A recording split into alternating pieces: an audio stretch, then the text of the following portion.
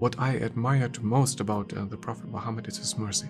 When I read about all these stories, how they treated him, then they fought a war against him, several battles, and then he comes back to Mecca and he enters Mecca victoriously. And I compared this with all these other examples from history, when someone was treated in that way and he comes back and turns out to be victorious. How does he treat these people?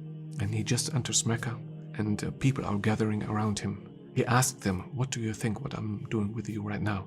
And they tell him, look, we know you, we expect only the best from you. And then he said, it's okay, just you can go. It's okay. Just like this, it's not easy for a human being. How many times in real life, if we are attacked on the street, verbally or even physically, we want to defend ourselves and it's a natural reaction.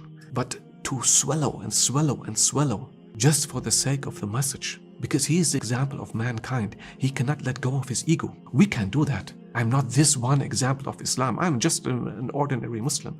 But he is the representative and the messenger of this message. He has to think about each and every moment in life, and he could do that. He controlled his ego.